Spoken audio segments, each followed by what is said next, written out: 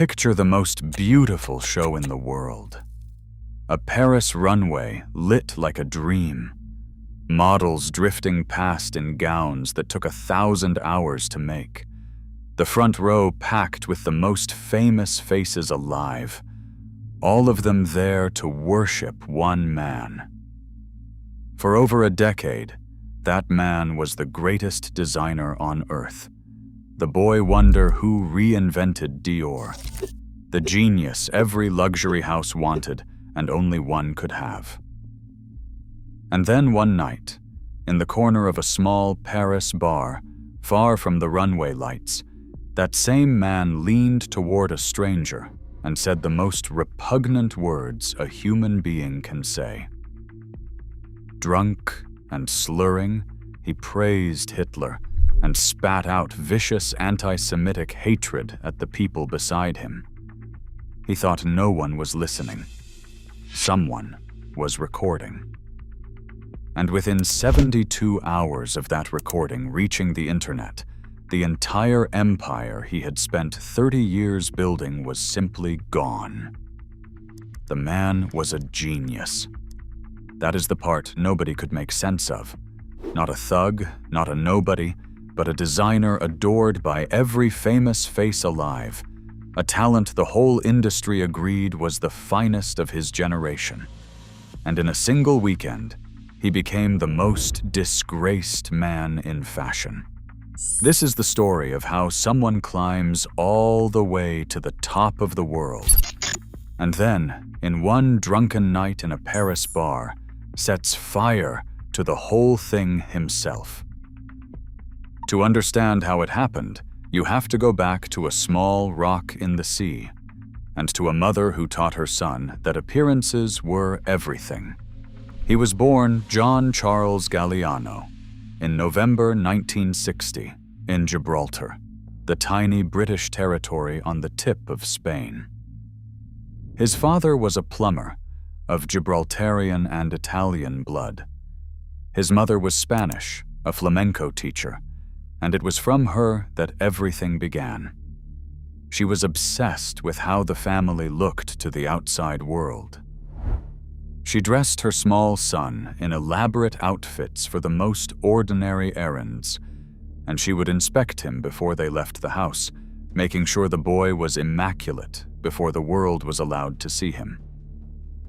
He grew up in a home where being looked at and being judged was the whole point of getting dressed.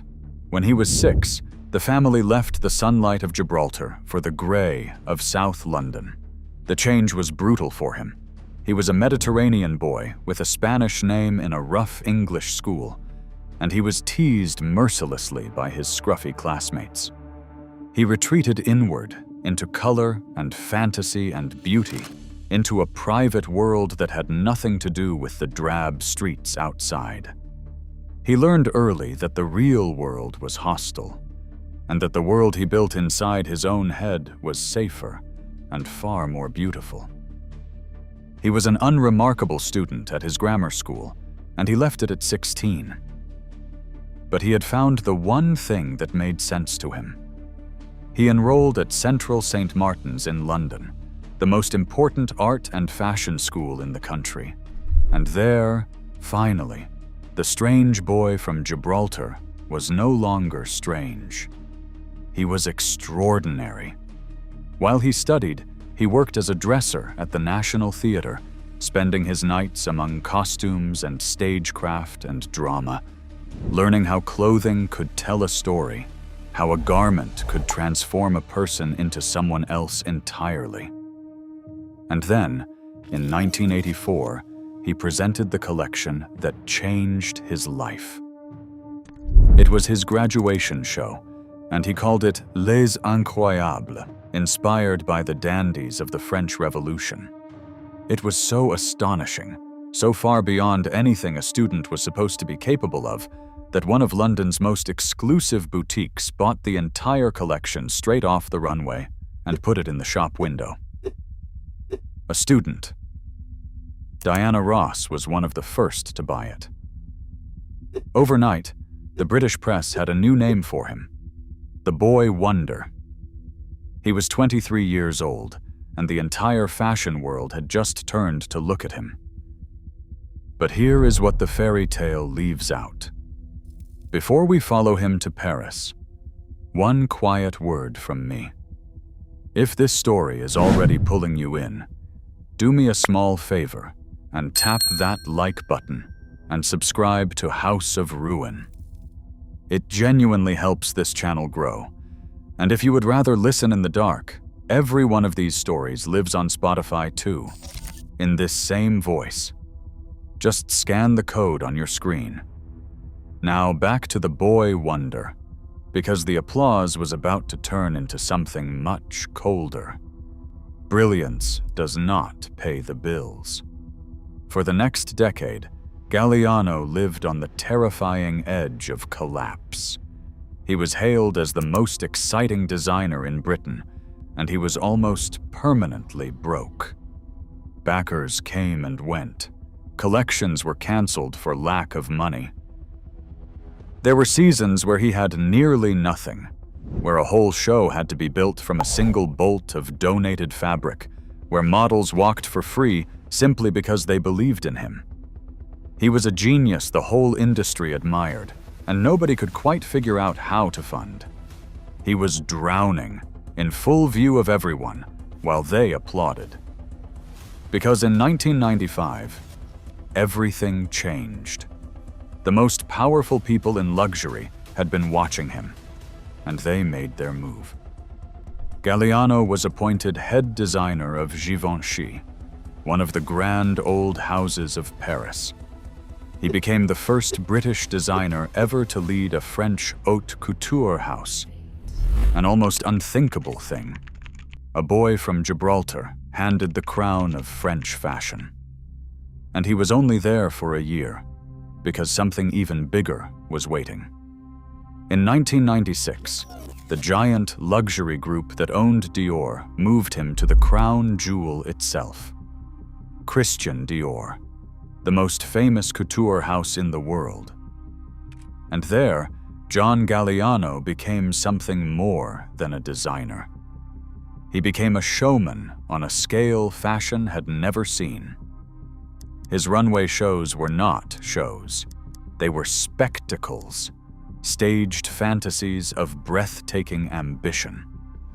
He turned the catwalk into theater, drawing on the French Revolution, on distant travels, on history and myth, building collections so beautiful and so extravagant that grown critics wept in their seats.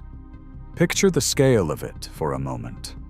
A single Dior couture show under Galliano could cost more than €1 million to stage, a full theatrical production mounted for a few hundred guests and gone in 20 minutes.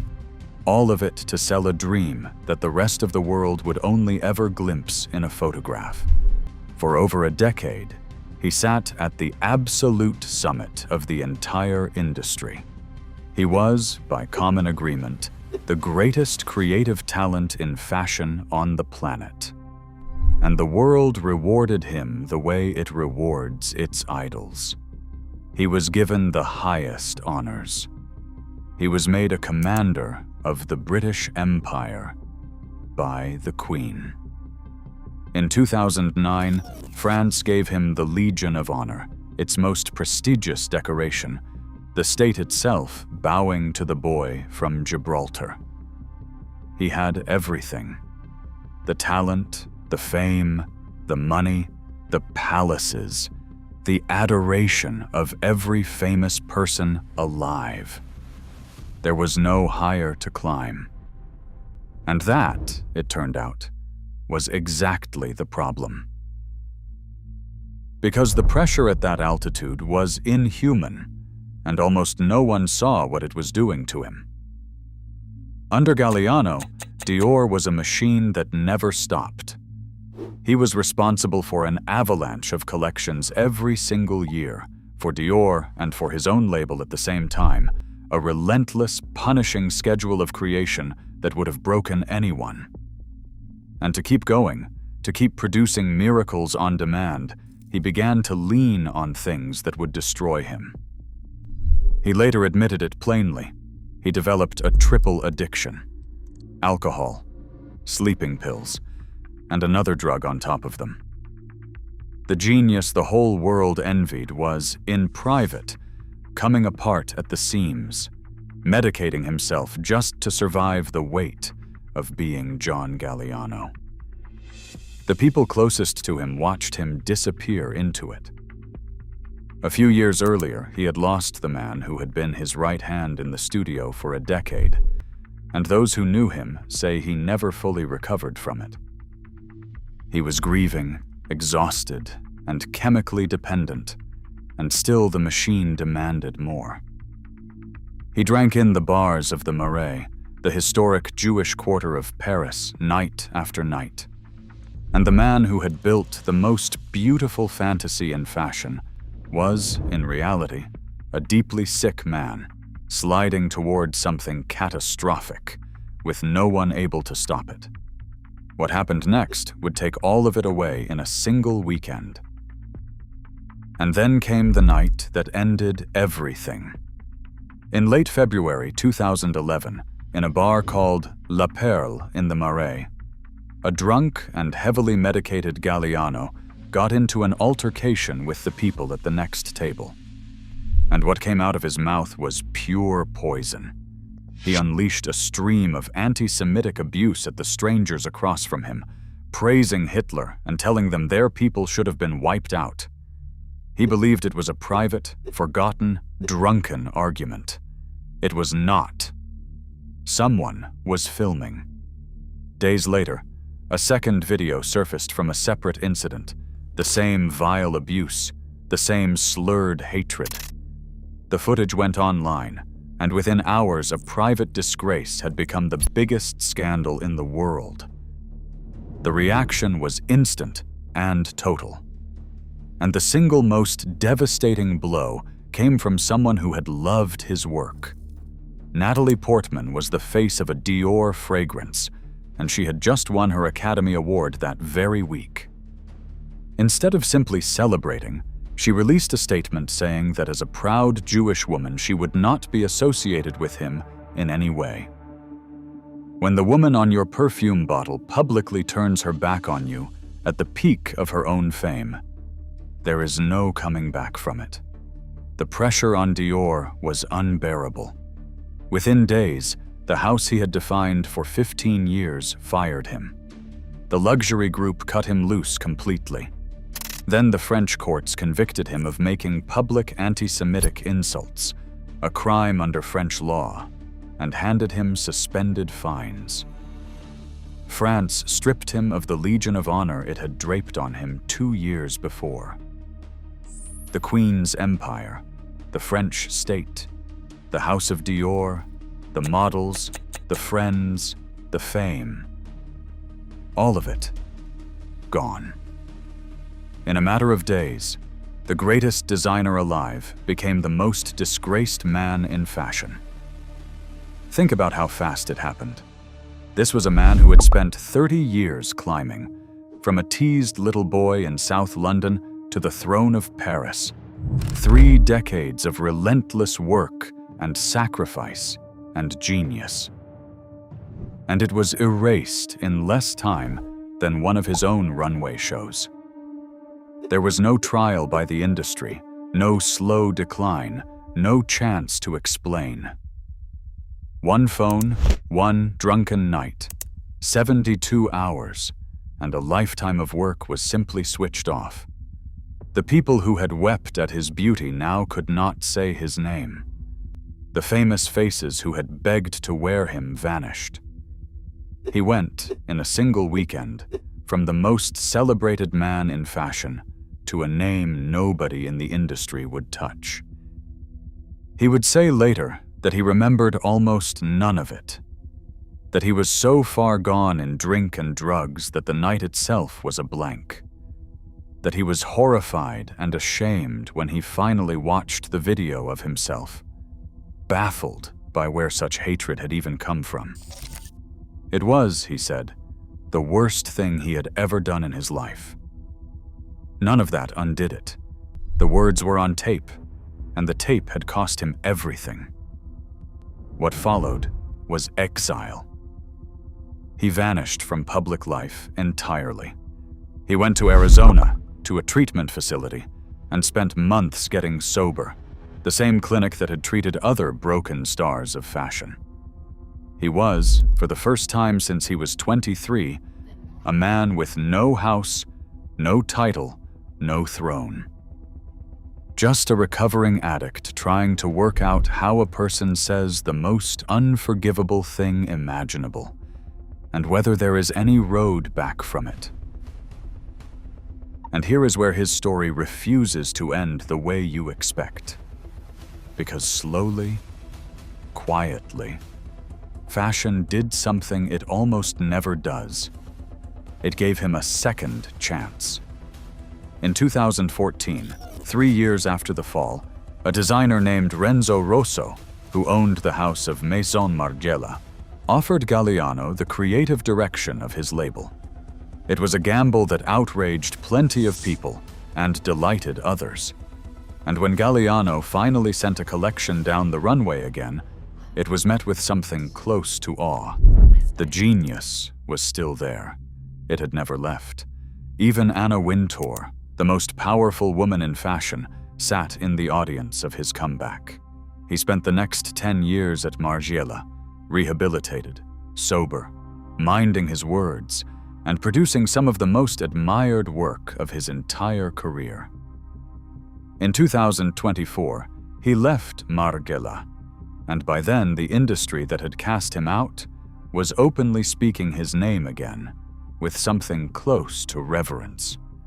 The boy from Gibraltar, against every expectation, had clawed his way back from the deepest fall fashion had ever witnessed.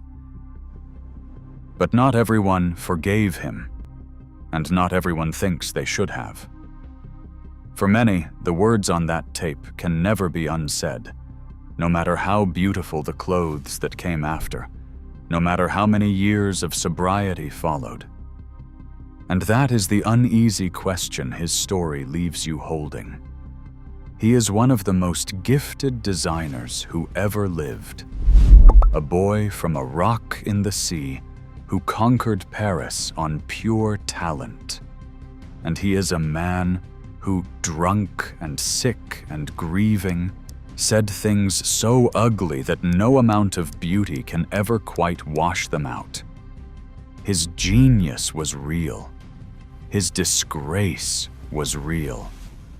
Both are true, and neither one cancels the other.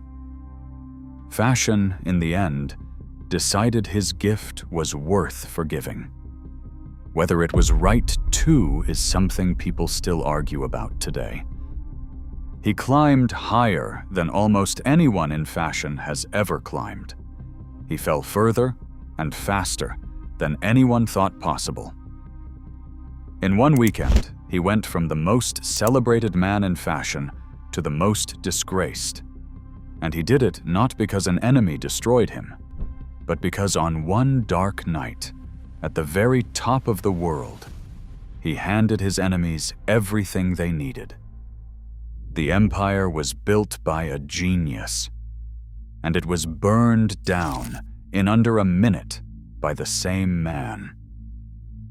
If this is the kind of story you want more of, then subscribe to House of Ruin, tap the like button, and tell me in the comments who you think we should uncover next. Because behind every famous name, there is a darker one waiting. And there are a great many names left to tell.